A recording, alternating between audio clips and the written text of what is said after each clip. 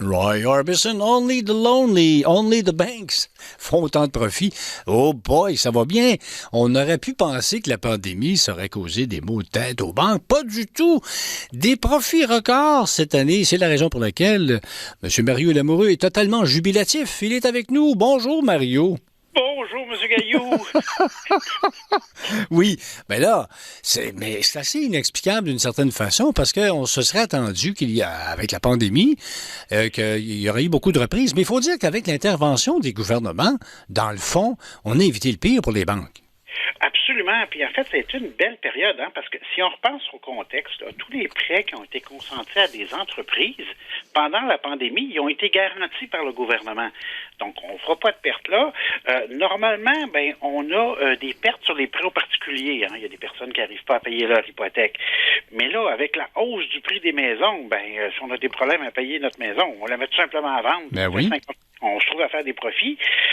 Les banques font beaucoup de profits sur les hypothèques, mais là, tous les prêts hypothécaires qu'on fait, c'est à des montants beaucoup plus élevés que 2-3 ans. Donc, ça augmente les profits. L'économie va bien. Bref, c'est juste des facteurs positifs pour les banques. Puis les résultats sont exceptionnels.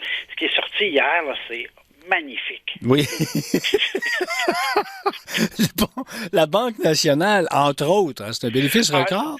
C'est le grand gagnant de la journée d'hier. Les autres banques, la TD, etc., vont sortir aujourd'hui, là, mais la Banque nationale nous a sorti des bénéfices de 3,1 milliards. C'est énorme. Bon, d'après leur communiqué de presse, c'est un bénéfice qui est en hausse de 53 %. Mais ça, il faut prendre ça avec un bémol, parce que l'année passée, on avait eu un petit creux dans les bénéfices, là, mais on est définitivement au-dessus des bénéfices qu'on avait avant la COVID. On était un bénéfice par action de 8,96. C'est la corne d'abondance pour les investisseurs. C'est incroyable. Pourquoi? Parce que notre dividende augmente de 23 %. Ça, c'est de l'argent réel que nous, on reçoit là. Ça veut dire que si vous avez de la Banque nationale dans vos REER, dans votre fonds de pension, le rendement que vous faites augmente de 23 %.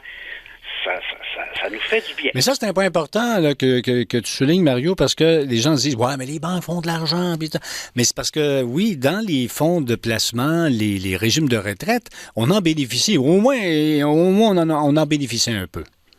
Typiquement, les banques vont redistribuer 50 % de leurs profits. Donc, la banque, si elle fait un gros profit, elle va redistribuer la moitié de cet argent-là à ses actionnaires.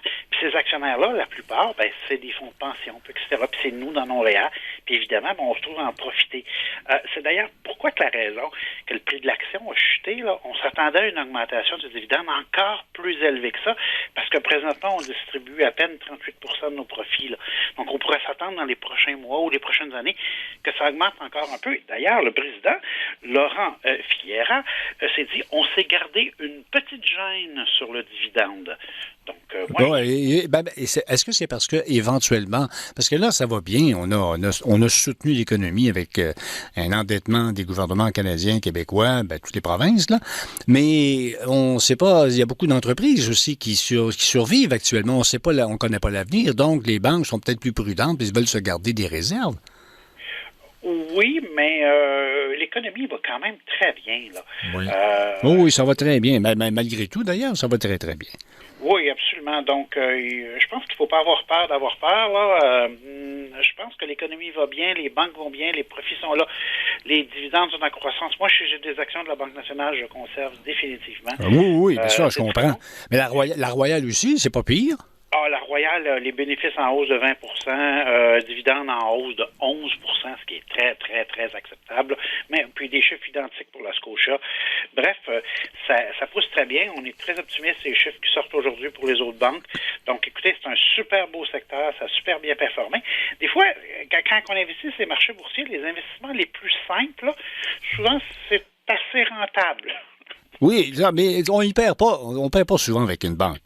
Absolument. Puis c'est un beau secteur. Il faut juste en profiter puis se positionner puis rentrer à l'intérieur de ça, là. Puis ce que j'ai aimé beaucoup, c'est une autre déclaration du président qui prévoit une hausse de 5 % des profits pour l'année prochaine. Donc, on est optimiste par rapport à l'année prochaine. On a beaucoup de marge de manœuvre pour encore augmenter le dividende l'année prochaine. Bref, ça risque de nous donner Oui. des très beaux rendements dans les prochaines années. Alors, ça va être à suivre, donc, et puis on va regarder ça, et puis c'est l'occasion, en tout cas, de se réjouir pour tout le monde, pour les banques. En tout cas, on est très contents qu'ils fassent de l'argent, mais c'est la guignolée des médias. Peut-être que c'est le temps d'aller frapper aux portes des banques, puis de dire, écoutez, monsieur Lamoureux, à l'émission Debout VM, nous a dit qu'il y avait bien de l'argent. On a besoin de l'argent distribué. C'est la raison pour laquelle, dans un instant, on va en parler de cette guignolée des médias. Mario Lamoureux, merci infiniment de cette chronique jovialiste. On se reparle la semaine prochaine. Pas trading. Merci.